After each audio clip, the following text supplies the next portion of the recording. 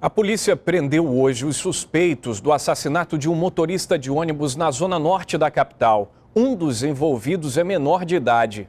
Linequim Lira, conhecido como Diabinho, e Salles Tavares foram presos na madrugada de hoje. E um adolescente de 13 anos apreendido. Eles são suspeitos do assassinato do motorista Márcio Gama no primeiro dia do ano. E na delegacia houve confusão.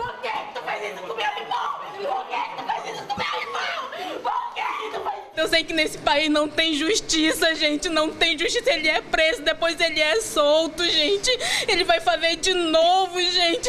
Eu peço justiça. Nós queremos é que se faça um trabalho de investigação, que se faça inquérito e localize, até porque é filmado os assaltos. Em depoimentos, acusados disseram que pretendiam roubar a motocicleta de Márcio, que estava no ponto final do ônibus. O motorista reagiu, tentou agredir um dos assaltantes. Foi quando o Diabinho o esfaqueou nas costas. Quem dava as informações para que os dois infratores roubassem foi um menor de 13 anos.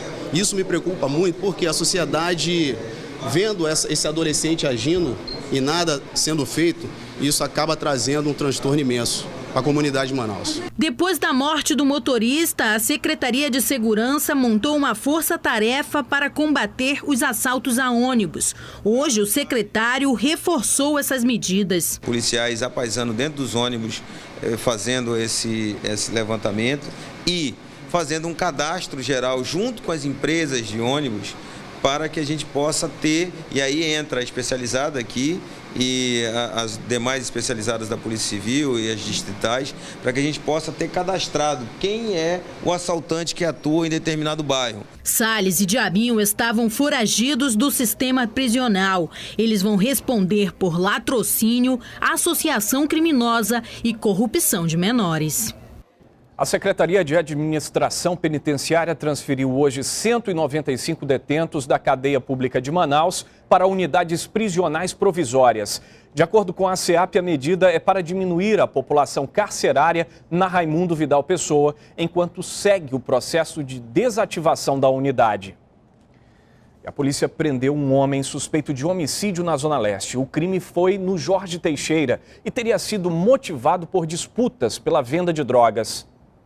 Leandro Santos de Almeida, conhecido como Abacaba, foi preso depois de ser baleado em uma boca de fumo no Jorge Teixeira. Fugiu por um matagal que fica nos fundos da rua Jucá e caiu numa boca de fumo de um rival.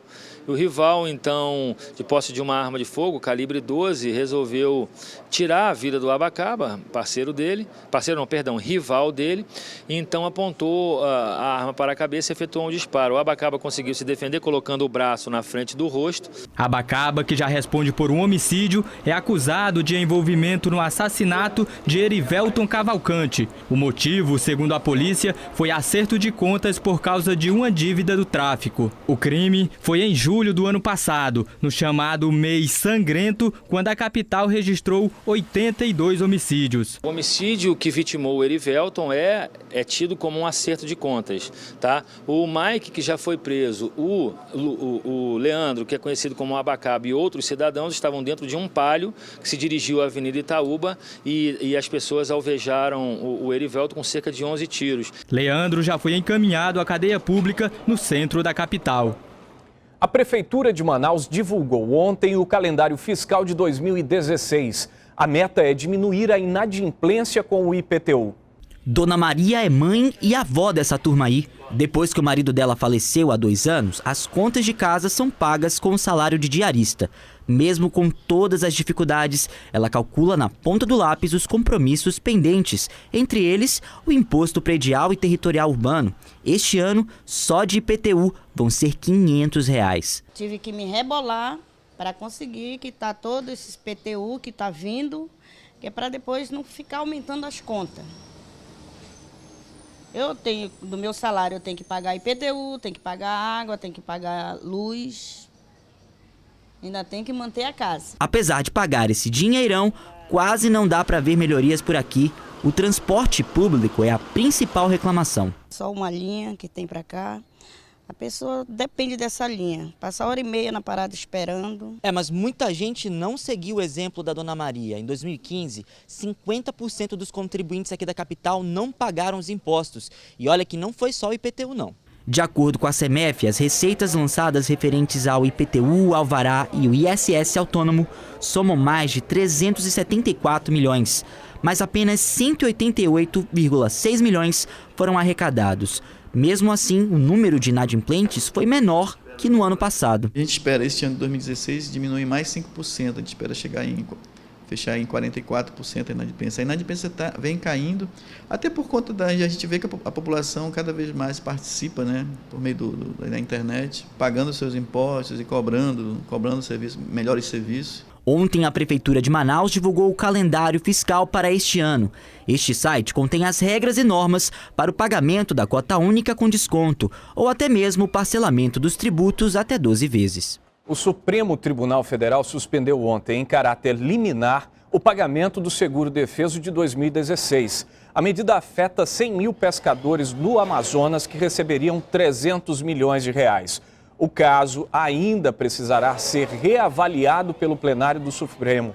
Só que isso só deve acontecer somente depois de 1º de fevereiro, quando termina o recesso do Judiciário. Enquanto estudantes de quase todo o país aproveitam as férias na zona rural de Manaus, crianças já voltaram a estudar. O calendário escolar é diferenciado, isso por conta do regime de vazante e cheia do Rio Negro. Subindo o Rio Negro, na zona rural de Manaus, estão 40 comunidades, onde vivem pelo menos 15 mil famílias. O nível do rio voltou a subir por aqui e não foi só a paisagem que mudou. Muitas comunidades ficam às margens do rio. Aí não tem jeito, é ele quem dita o ritmo da vida de quem mora nessa região. E os períodos de seca e cheia influenciam diretamente a vida dos estudantes. Os rios, os lagos, os igarapés, eles ficam secos. E aí não tem como entrar o transporte escolar, que é a lancha. E aí esses alunos não têm como sair porque fica muito distante da escola. Alunos de 29 escolas dessa região já voltaram às aulas. Marcos é um deles, filho do seu José, que estudou só até a 4ª série e tem visto com orgulho o filho crescer. Eu não tive estudo assim que nem ele está tendo, né? Aí eu fico feliz que tem um filho que tá acima de mim, né? Fazendo as coisas melhor do que eu. Ele acompanha tudo de perto mesmo. Vão juntos para a escola. Onde o Marcos estuda, o pai dele trabalha. É auxiliar de serviços gerais. Aí já viu, né? Tem que andar na linha. Não dá nem para plantar um pouquinho, que o pai fica direto marcando. O dia foi de socialização, conversa. Estaremos fazendo um ótimo trabalho juntos. Colaborarão comigo? Sim. E por que não leitura?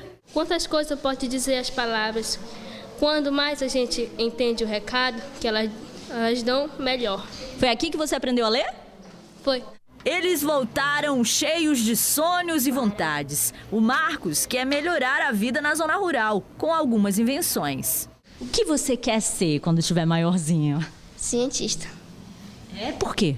Porque eu gosto de inventar. É um privilégio, né, de ter essa realidade conosco, porque a gente expande a nossa área de atuação. O retorno das aulas é um momento importante para eles. Teve cerimônia e tudo.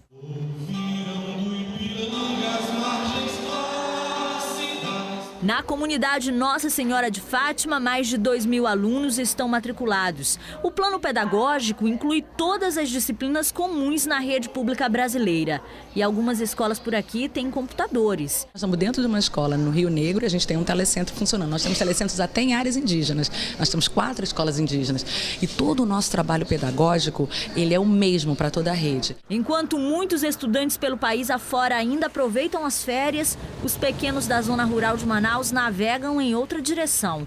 As lanchas escolares cruzam os rios e encurtam a distância entre as crianças e a educação.